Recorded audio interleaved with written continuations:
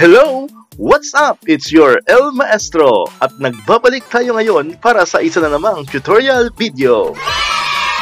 Bago tayo magsimula, nais ko muna kayong batiin ng isang magandang araw. Kung bago ka lang sa aking channel, huwag mong kakalimutang i-like, mag-comment, mag-share, at mag-subscribe sa aking YouTube channel at click mo na rin ang notification bell para updated kayo sa aking mga videos.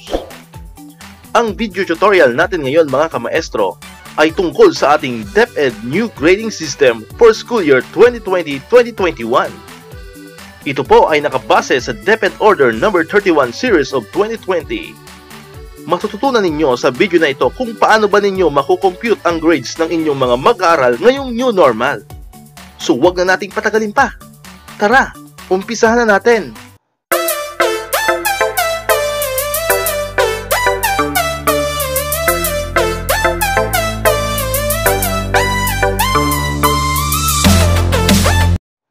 Alright, so bago natin talakayin mga kamaestro at bago ko sa inyo ipakita yung ating bagong template ng e-class record for school year 2020-2021, alamin muna natin ang mga mahalagang detalye ng DepEd Order No. 31 Series of 2020 kung saan dito po ibinase ang ating bagong grading system for this school year. So dito po ay nilagay ko lamang yung mga importanteng bahagi o importanteng nilalaman ng ating DepEd Order para mas maliwanagan tayo, magkaroon tayo ng idea kung ano ba talaga o paano ba natin talaga makocompute ang grades ng ating mga estudyante ngayong school year. Interim Guidelines for Assessment and Grading in light of the Basic Education Learning Continuity Plan. In its commitment to ensure teaching and learning continuity while looking after the health, safety, and well-being of its learners, teachers, and personnel, the Department of Education DepEd issued DepEd Order No. 012 Series 2020 titled Adoption of the Basic Education Learning Continuity Plan BELCP for School Year 2020-2021 in light of the COVID-19 pandemic. To supplement the said DepEd Order, DepEd issues the Interim Policy Guidelines for Assessment and Grading in light of the Basic Education Learning Continuity Plan Enclosure No. 1 to provide guidance on the assessment of student learning on the grading scheme to be adopted this school year. The scope of this DepEd order is it provides for the Interim Policy Guidelines for Assessment and Grading in light of the Basic Education Learning Continuity Plan BELCP that will be implemented by public elementary and secondary schools nationwide this school year 2020-2021. So malinaw po yun, lahat ng elementary and secondary schools na buong Pilipinas ay gagamitin po ang ating bagong grading system for school year 2020-2021. Ito po, isa sa pinakamahalagang part ng ating DepEd order, grading and promotion. Written works and performance tasks shall be administered to assess the content and performance standards that describe the knowledge, abilities, and skills that the learners are expected to demonstrate. This task could be designed to include the following. Letter A, students' learning portfolio that documents all the evidence of learning within the grading period, including self-reflections, self-evaluations of performance tasks guided by the rubrics and self-selected best outputs in the learning modules. So malinaw po dito, napakahalaga po ng ating mga rubrics na gagawin. Alright, kasi dito tayo magbabase sa grade na ibibigay natin para sa performance task ng ating mga estudyante. Minimum of 4 written works and 4 performance tasks within the quarter, preferably 1 and 2 weeks integrating 2 or more competencies. Okay, so minimum po, ibig sabihin at least 4 written works and at least 4 performance tasks within the quarter. So all in all, we have 8. No? Meron po tayong 8 na task na kailangan ma-evaluate sa ating mga learners. 4 para sa written works and 4 naman para sa performance task. So mamaya po makikita nyo yan sa ating e-class record na gagawin mamaya. Alright. Next, all competencies should be covered by the performance task. Example, a performance task can be used to assess science, math, English altogether for certain topics. Okay, isa pa po ito sa pinakamahalaga, no? Pinakamahalagang part ng ating DepEd Order No. 31 Series 2020. Quarterly examinations were given in a weight of 20% constantly in DepEd Order No. 8 Series of 2015. Since it will no longer be a part of the grading system for this school year, its previously determined weight was distributed equally into written works and performance tasks allotting an additional 10% to each component. This maintain an emphasis on performance tasks for some learning areas. Alright, so malinaw po yun, ngayong school year 2020-2021, wala po tayong mga quarterly examination or yung alam natin na periodical test. Alright, so yung pong percentage para doon, which is 20%, ay hinati para sa written task and para sa performance task. So 10% po ay napunta sa written works or sa written task, and then yung 10%, the remaining 10% ay napunta naman po sa performance task. So hinati lamang po siya. So ibig sabihin po, nadagdagan ng 10% yung written works at nadagdagan naman ng 10% yung performance task. So dito po sa table na ipapakita ko sa next slide natin, doon yung makikita kung paano ba na-distribute o paano ba na-distribute yung ating grades, no, for this school year 2020-2021. Alright, so ito po yun. Weight distribution of the summative assessment components per learning area for grade 1 to grade 10. So ito po ay applicable para sa ating mga grade 1 teachers hanggang grade 10 teachers po lamang, no? So hindi po rito kasama yung kinder at hindi rin po rito kasama yung mga senior high school. Alright. Okay, so ito po yun. Kung makita nyo sa ating first column, ano po? Sa ating first column, ayan, yung ating first column, the assessment component. The written works, ayan, for language, AP, and ESP subject. Ano po yung mga language? Yung mga English, Filipino, mother tongue. 40% po ang written works, and then yung performance task naman is 60%. Okay, now, for science and mathematics naman po, 50% po ang written works, and then 50% naman po yung performance task. Kung MAPE, EPP, and TLE, 30% po yung written works, and then the remaining 70% is for the performance task. So mas malaki po o mas mabigat po ang performance task para sa MAPE, EPP, and TLE. So kung mapapansin nyo po, kaya nang nabanggit ko kanina, dalawa na lamang po siya, written works and then performance task, wala na po yung quarterly examination. Okay, so after naman po nito, ang ipapakita ko sa inyo ay yun na po mismong grading yung ating class record. Paano ba natin mako-compute yung ating class record for school year 2020-2021? Alright, so nandito na tayo ngayon mga kamaestro sa ating pinakabagong Excel template ng ating e-class record for school year 2020-2021. Okay, so ito po yung mga nilalaman niya, including quarter 1, quarter 2, quarter 3, quarter 4, and then the last worksheet is for the summary of quarterly grades. So ayan po yung nilalaman, no? So sa unang part po is the encoding part. So ano po yung encoding part? So dito po sa part na ito, dito natin ilalagay lahat ng information ng bata at ng school natin. Okay? Kasi pag pinasok po natin siya dito, itong mga information na to, pag na-fill up po natin yan, automatic papasok na po siya dito sa quarter 1, quarter 2, quarter 3, quarter 4, and then hanggang doon sa summary. Okay? So ibig sabihin po, etong part na to, teka lang papakita ko lang po sa inyo at ipapaliwanag. Ito pong part na to dito, pag mayroon na po siyang laman, hindi nyo na po siya pwedeng galawin. Okay, or dito naman, hindi nyo po siya pwedeng ilagay dyan mano-mano or manually yung mga information. Kasi pag ginawa nyo po yon, masisira po yung ating program, no? Masisira po yung ating program, no? Hindi na po siya mag-automatic, okay? So malinaw po yun, wala po tayong gagalawin dito, no? Lahat yan, wala po tayong gagalawin, alright? So, ang gagalawin lamang po natin dito sa mga part na to is yung mga data ng bata. No, yung mga grades niya.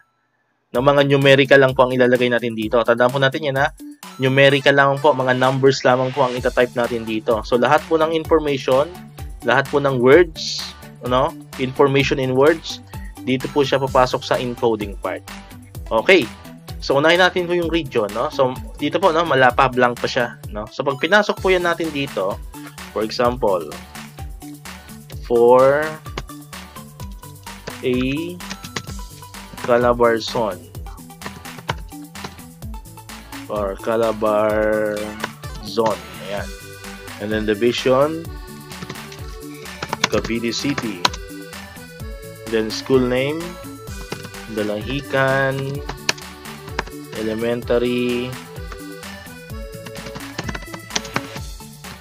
Ayan, Dalahican Elementary School, and then District 3,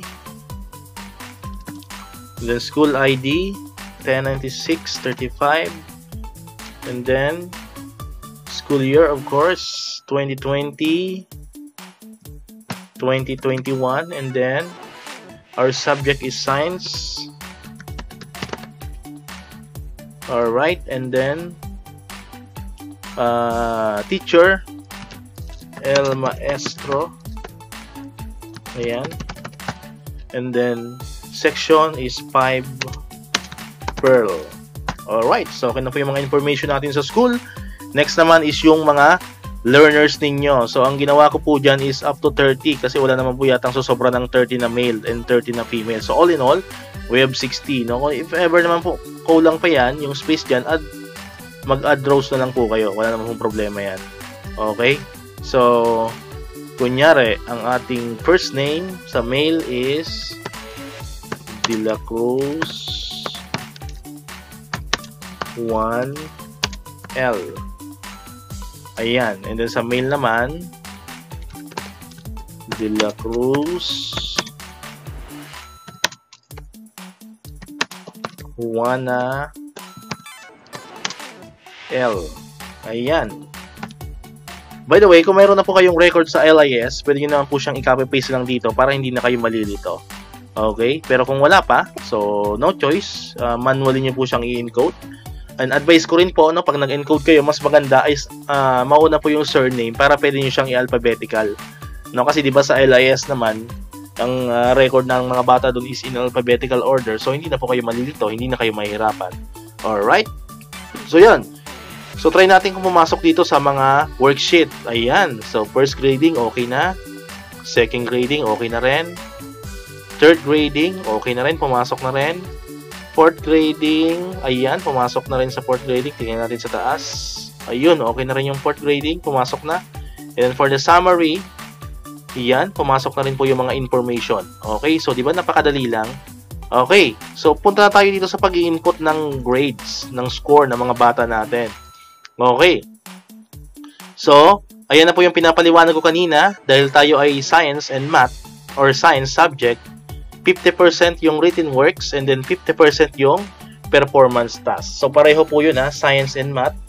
Both of them, written works is 50% and then performance task is 50%. Mamaya ipapakita ko rin sa inyo yung EPP, TLE, and MAPE, which is 30% naman yung kanilang written works and 70% naman yung kanilang performance task. Pero pareho lang naman yung laman. And then at the same time, papakita ko rin po yung language in AP and ESP, which is 40% naman yung written works and 60% naman yung performance task. Pero yung nilalaman niya is almost the same lang. Okay? So nagkaiba lang siya sa percentage. Okay. So dito po nakita nyo dyan yung highest possible score, no? Highest possible score. Ito na po yung binabanggit kanina na pwede tayo maglagay ng at least 4, na minimum of at least 4 written works and minimum of at least 4 performance tasks. So depende na po sa inyo.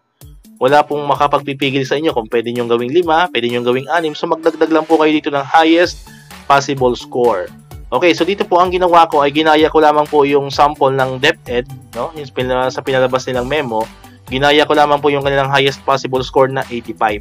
Okay, nakita niyo po dyan yung total na 85. Total highest possible score is 85. So 20 plus 25 plus 20 plus 20 is equals to 85. Same with the performance task. So, 4 lang din po ang ginawa ko. Nag-base lang din po ako dun sa sample ng DepEd. Pero, free po kayo na dagdagan yan. Kung gusto nyo gawing 5, gawing 6, gawing 7, gawing 8, wala pong problema. Okay, mayroon pa naman pong space dyan. Alright. So, yan. So, ang ginawa ko ulit po ay 4 lang. Ayan. And then, the total of 75. Kasi 15 plus 15 plus 25 plus 20 is 75. And then, ito naman po yung percentage score, yung 100. No, syempre, parating 100 yung ating percentage score. Okay? And then, ito naman yung weighted average or weighted score, which is 50%. Kasi ito nga siya. Ito yung written works is 50%. Same with this one. Yung kanyang weighted average is 50%. Kasi nga, ang performance task ng science is 50%. And then, dito po sa dulo, nakalagay dyan yung initial grade. Ayan, pag nalagay nyo na po yung dito, mawawala na po yan. Huwag po kayong mag-alala. Ganyan talaga siya. Alright, so ito po yung ating initial grade. And then, para makuha natin yung quarterly grade, gagamitin po natin yung transmutation table. So, same lang naman po, no? Kung ano po yung ginagamit natin na transmutation table, mamaya papakita ko rin po sa inyo yun pa rin naman po ang gagamitin natin ngayong new normal. So, same lang. Okay. So, umpisa na natin. So, kunyari, first grading niya, out of 20, ang nakuha niyang score is 10. And then, dito naman is 10. Ayan. 20 and 10. Alright. So, ayan. So, ang kanya nakuha ang total score, ayan. Total written works, total score niya is 50. No? Out of 85. So, yung kanyang percentage score is 59. Paano ba nakuha yung 59?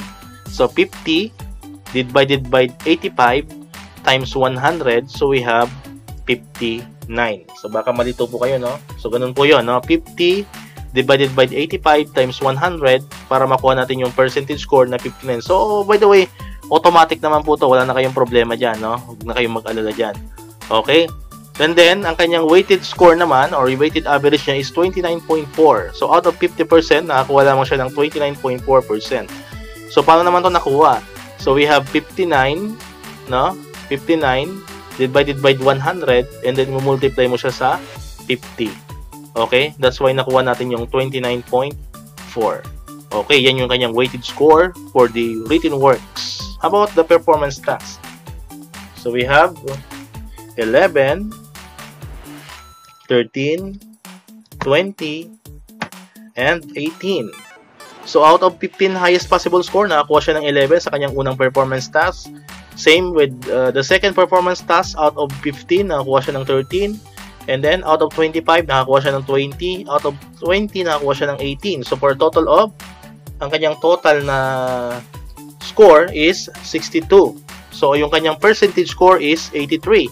So, paano ulit nakuha yung 83? 62 divided by 75 times 100 or multiply by 100, we have 83. And then, yung kanyang weighted score for the performance task is 41.3.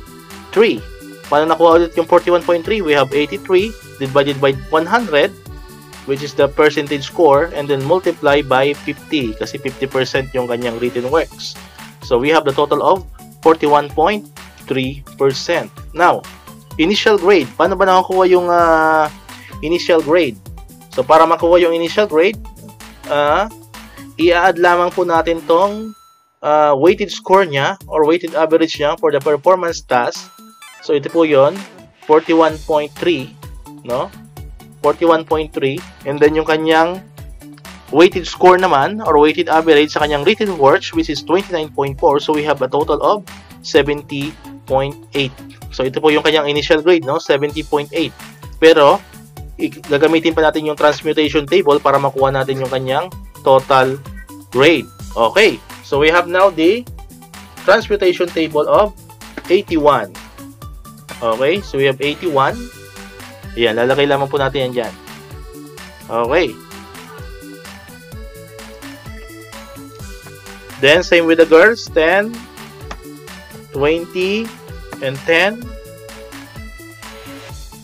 And then, 11, 13, 20, 18. Ayan. So, we have 70.8 ulit. So, ang kanyang transmutation, pag tingnan natin siya sa transmutation table, yung kanyang weighted average is 81. Alright. So, try natin kung nag-appear ba siya doon. Sa summary. Ayan. So, ito na po yung kanyang first grading grade ni Juan de la Cruz is 81. Alright. So, kung mapapansin nyo po rito, final grade niya is 20 kasi wala pa po yung second quarter, third quarter, and then fourth quarter. And nakalagay pa po dyan is failed. So, okay lang po yan. Normal lang po yun. No? So, same with this one, 81. Ayan. Kasi ito po ay magpapas lamang po siya dyan. No? Re-remarks lamang po siya dyan ng pass pag okay na yung kanyang second quarter, third quarter, and then fourth quarter. So, but for the meantime, dahil nasa first quarter pa lamang po tayo, dito lamang po tayo mag-focus. Okay? So, try natin kumpletohin yung buong quarter. Okay? So, ito. Kunyari, 18, 22, 20, and then 17. This one, 12, 13, 19, and 15. So 84.6 ang kanyang transmutation. Ang kanyang quarterly grade is 90. Pagtingnan natin sa kanyang transmutation table. Alright, about quarter 3. So we have 18, 23, 20, and 15. Then we have 10, 13, 20, and 17. So we have 84.7. Sa pagtingin natin sa kanyang transmutation table, yan po ay 90 ulit. Okay. Next, we have quarter 4. Ayan. So for quarter 4, kunyari 14, 22, 10, and 10. For the performance task, we have 15, 13, 15, and 15. Okay. So yung kanyang initial grade is 71.6. So pagtingin natin siya sa transmutation table, ito po ay magiging 82. Okay, so kompleto na yung kanyang grade from first quarter to fourth quarter. Now, tingnan natin yung kanyang summary. Ayan, nakalagay na po is passed. So si Juan de la Cruz, ang kanyang first quarter grade sa science is 81, second quarter grade para sa science is 90, third quarter grade para sa science is 90, and then for the fourth quarter grade para sa science is 82. And then mayroon na rin po siyang final grade. So meron na siyang average which is 86, and then yung kanyang remarks is pass. So ganun lamang po kasimple yung ating class record for school year 2020-2021. Di ba ho? Madali lang. So mamaya papakita ko naman yung para sa MAPE and para sa AP.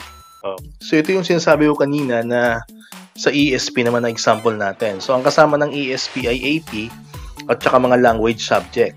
So almost the same lang naman siya, no? So for the encoding part, kagaya ng binanggit ko kanina, lalagay nyo dito yung mga names ng inyong mga learners, male and female. And then dito naman yung information ng school. Okay? And then, so automatic na ulit yan. Papasok na siya dito sa apat na worksheet na to. So yung unang worksheet natin is for quarter 1. Ayan na yung sabi ko kanina. Sa ESP, AP at saka language subject, yung written works niya ay magiging 40%. And then yung performance task niya is magiging 60%. Okay. So the same lang naman siya. Same computation. Ayan. Ayan. Papakita ko na lang po kasi naipaliwanag ko na rin po kanina sa science subject yung gagawin. So same lang naman po kasi ang proseso niyan. Ang pinagkaiba nga lang nila, sabi ko, is the percentage ng written works at saka ng performance task. Okay? So quarter 2, ayan. Okay na rin yung ating quarter 2. Ayan po. And then quarter 3, ayan. So meron na rin sample. Okay po. And then quarter 4, meron na rin. And then the summary, ayan. So, nalimutan ko palang banggitin po kanina sa unang example natin. Dito, hindi nyo na rin siya kailangan lagyan ng subject, no? Itong ESP, ESP na yan. Kasi yan po ay automatic na rin malalagyan kapag naglagay tayo dun sa encoding part or dun sa ating first worksheet. So, wala na po kayong ibang gagalawin dito sa itaas na to or sa lahat pala. Yan. Ibig sabihin, itong summary of quarterly grades, wala na kayong gagalawin dyan kahit alin or kahit ano. Kasi yan po ay automatic nang malalagyan ng grades. Okay. Okay, hindi dito pala, nalimutan ko rin banggitin kanina, no? Sabihin ko na ngayon, etong part na to ay hindi natin siya gagalawin. Itong total, PS, at saka WA, hindi natin yan gagalawin. Same with this one, hindi natin to gagalawin, total, PS, and then WA, at saka yung initial grade, hindi po natin siya gagalawin kasi pag ginalaw natin yan, masisira po yung ating formula. Okay, so ito naman yung para sa MAPE, EPP, at saka TLE. So, almost the same lang ulit yan. So, fill up kayo dito ng names, and then the information of the school. And then, ayan lamang po yung pinagkaiba niya. Ayan. So, kung mapapansin po natin, yung kanyang written works is 30%, and then yung kanyang performance task is 70%. So, mas malaki po yung performance task ng MAPE, EPP at saka TLE. Kasi alam naman natin na dito po ang ginigrade natin ay yung performance talaga ng bata. For example, sa MAPE, mga sayaw, mga artworks, no? Then sa PE naman, yung mga performance nila sa mga sports, okay? So mas malaki po yung percentage doon. Same with EPP and TLE, more on projects, no? Kagaya nung sa face-to-face pa tayo, maraming mga iba't ibang mga projects na ginagawa yung mga bata natin. Kaya mas malaki po yung percentage para sa performance task ng EPP, TLE at saka MAPE. Okay, so dito na po nagtatapos yung ating tutorial for this day.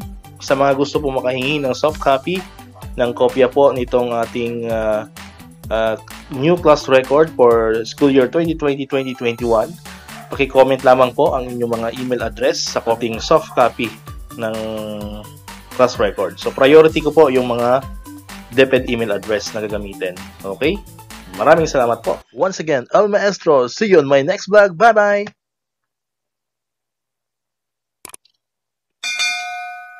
1, 2